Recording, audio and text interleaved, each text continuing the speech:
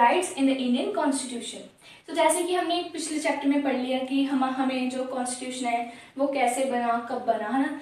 अब हम इस चैप्टर में पढ़ेंगे कि जो हमें राइट्स प्रोवाइड किए गए हैं, ठीक है, उनके बारे में हम डिटेल में पढ़ेंगे, ठीक है। So first question arises that why these rights are important. ठीक है, हमें राइट्स मिले हैं तो हमें राइट्स की क्या जरूरत है, ठीक है। अब हमें राइट्स क्यों दिए गए हैं, ठीक है। The constitution sets limits on the power of government. हमें पता है कि जो हमारी गवर्नमेंट है वो बहुत ही पावरफुल है, ठीक है, यानी कि अगर वो पावरफुल है तो वो कुछ भी कर सकते हैं। तो हमारे कॉन्स्टिट्यूशन ने हमें राइट्स दिए हैं ताकि जो गवर्नमेंट है उसकी जो पावर है एक लिमिट सेट की जाए, ठीक है, यानी कि वो अपनी पावर को कैसे इस्तेमाल कर सकते हैं, ठीक है, ताकि कोई गलत इस्तेमाल ना कर सके। सेकेंडली, हमारे कॉन्स्टिट्यूशन ने हर एक इंडिविजुअल को, यानी कि हर एक इंडिविजुअल को क्या दिए हैं, fundamental rights, fundamental rights. And जो हमारे फंडामेंटल राइट्स हैं वो कॉन्स्टिट्यूशन के पार्ट 3 में लिखे गए हैं, यानी कि हमारा जो कॉन्स्टिट्यूशन है वो पार्ट्स में डिवाइड है। सो जो पार्ट 3 है कॉन्स्टिट्यूशन का वो सारा फंडामेंटल राइट्स के ऊपर बना है, ठीक है। अब हम इसमें 2 स्टोरीज पढ़ेंगे, ठीक है, इससे हमें पता चलेगा कि rights, why this rights are important, ठीक है। सो फर्स्ट स्टोरी है वो स्टोरी ऑफ एशियन गेम्स, यानी कि जो एशियन गेम्स का जो स्टेडियम होता है, ठीक है, हमें पता है कि उसकी कंस्ट्रक्शन भी अच्छे से बनी होनी चाहिए, ठीक है, सारे इक्विपमेंट्स के लिए, है ना। तो इसमें क्या था कि जो गवर्नमेंट ने देखा कि हाँ कि एक लेबर ले ली उन्होंने कि उनको मतलब कि वो सस्ते में काम कर रही है, ठीक है। सो मिनिमम वेजेस पे उनको उन्होंने रख लिया और उनको बहुत ही बुरी कंडीशंस में रखा गया, ठीक है, यानी कि उनको कुछ नहीं पूछा गया, ठीक है, उनको बहुत ही मिनिमम वेजेस दी गई, ठीक है। सो मतलब कि उनके राइट्स क्या कर रहे थे, उनके जो राइट्स उनको नहीं दिए जा रहे थे, ठीक है, उनसे वो छीने जा रहे थे, एक्सप्लॉइट कर रहे थे उनके राइट्स को। तो एक टीम ऑफ सोशल साइंटिस्ट, ठीक है, ये एक टीम है, कौन सी, a team of social scientist, यानी कि जो ये है इनके राइट्स नहीं एक्सप्लॉइट किए गए, पर लेकिन इन्होंने देखा कि जो लेबर्स हैं, ठीक है, लेबर है, उनकी जो राइट्स है उनको क्या किया जा रहा है, एक्सप्लॉइट किया जा रहा है। सो इन्होंने क्या किया, इन्होंने इनकी हेल्प की, ठीक है। उन्होंने देखा कि गवर्नमेंट यानी कि उनको मिनिमम वेजेस पे रखा, उनकी बहुत ही बुरी कंडीशंस है, तो उन्होंने क्या किया, अ टीम ऑफ सोशल साइंटिस्ट ने उनकी हेल्प की, ठीक है, और उनको बताया उनकी राइट्स के बारे में, ठीक है। तो इससे हमें कौन सा राइट पता चल रहा है, राइट अगेंस्ट एक्सप्लॉयटेशन, यानी कि उनके राइट्स उनसे छीने जा रहे थे, उनको मतलब कि सभी के पास राइट्स है कि उनको उनकी जितना उन्होंने काम किया उनको उतनी वेजेस दी जाए, ठीक है ना। तो यानी कि उन्होंने उन लेबर की क्या की, हेल्प की। सेकंड स्टोरी है वो मचाल लालू की है, ठीक है, ये असम के रेजिडेंट थे, ठीक है, और इनको ना एक मर्डर के केस में 23 ईयर्स की एज में क्या किया गया था, प्रिजन में रखा गया था, ठीक है, पर लेकिन उसमें पता चला मतलब कि उनको जुडिशरी कस्टडी में रखा गया था। तो जब मतलब कि पता चला उनका कि वो थोड़े मेंटली डिस्टर्ब्ड है, ठीक है, यानी कि वो मेंटल हेल्थ उनकी अच्छी नहीं है।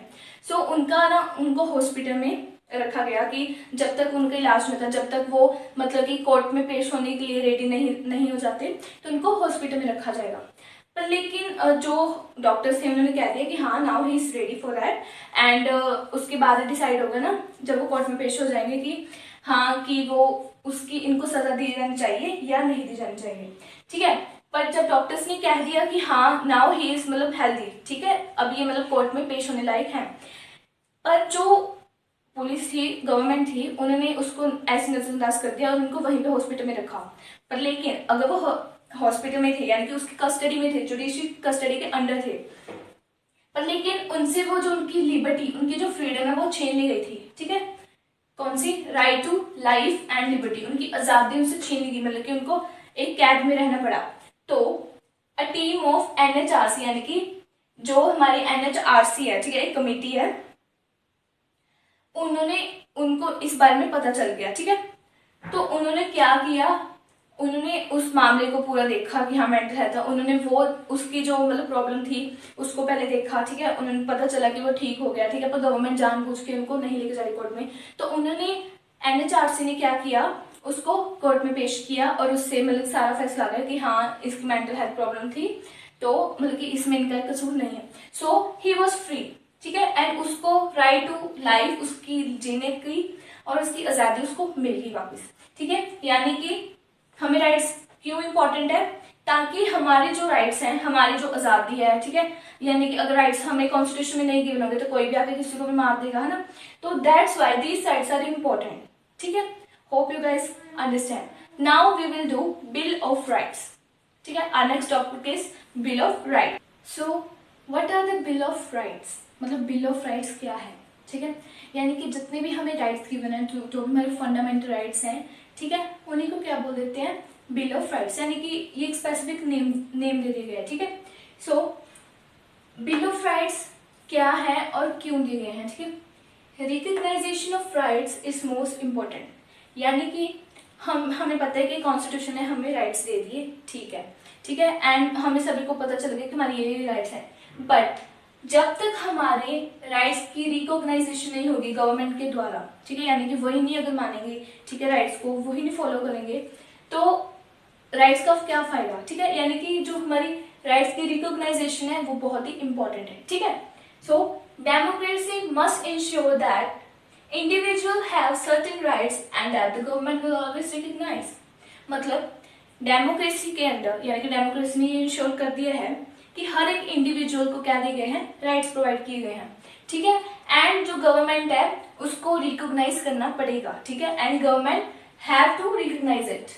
ठीक है, and a bill of rights prohibits government from acting against the rights of individual, यानी कि जो हमारा बिल ऑफ राइट्स है, ठीक है, यानी जो हमारे फंडामेंटल राइट्स हैं, वो गवर्नमेंट को, ठीक है, यानी कि जो हमें राइट्स दिए गए हैं उनको प्रोहिबिट करने से, यानी कि उनको तोड़ने से, ठीक है, ठीक है, यानी कि राइट्स का उल्लंघन करने से गवर्नमेंट को रोकती है। ठीक है, and ensures a remedy in case there is violation of rights, मतलब कि अगर मान लो राइट्स की वायलेशन हो जाती है, ठीक है, तो गवर्नमेंट को क्या करना पड़ता है, उसके एक रेमेडी इंश्योर करनी पड़ती है, यानी कि पूछ पड़ताल, ठीक है, वगैरह, यानी कि कुछ भी उसके अगेंस्ट फाइल होगी। ठीक है, मतलब कि हमारे राइट्स की जो वायलेशन है अगर करते हैं तो एंश्योर्स अ रेमेडी, ठीक है, in case of there is violation of our rights. ठीक है, now this is the bill of rights, मतलब कि जो हमारे बिल ऑफ राइट्स हैं डेमोक्रेसी ने इंश्योर कर दिया कि इंडिविजुअल्स को हर एक को राइट दिया जाएगा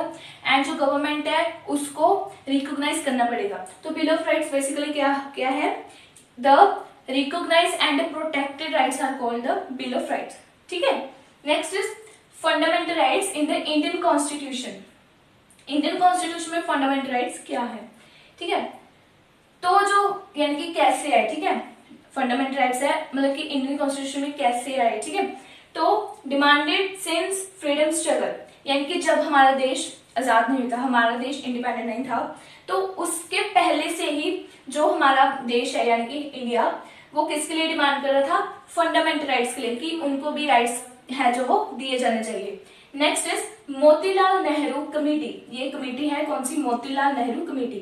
ठीक है, उन्होंने सबसे पहले डिमांड की थी बिल ऑफ राइट्स के लिए, यानी कि उन्होंने फंडामेंटल राइट्स या बिल ऑफ राइट्स के लिए डिमांड की थी कब, 1928 में। ठीक है, इंडिपेंडेंस के पहले ही उन्होंने एक बार मतलब डिमांड की थी कि हम इंडियंस को हमारे फंडामेंटल राइट्स है जो दिए जाने चाहिए। And who is Motilal Nehru, father of Jawaharlal Nehru. ठीक है, next is constitution itself ensures that they are not violated by government, यानी कि हमारे कॉन्स्टिट्यूशन ने पहले से ही लिख दिया है ये, ठीक है, एंश्योर कर दिया है कि जो गवर्नमेंट है हमारे जो राइट्स है उनको वायलेट नहीं कर सकती। ठीक है, उनको वो रिकॉग्नाइज करना पड़ेगा, उनको मानना पड़ेगा, and they also have to protect our rights, ठीक है, फ्रॉम वायलेट, यानी कि जो गवर्नमेंट है कॉन्स्टिट्यूशन ने ऑलरेडी लिख दिया है कि गवर्नमेंट को हमारे जो राइट्स है उनको वायलेट नहीं कर सकती। ठीक है, they have to follow it.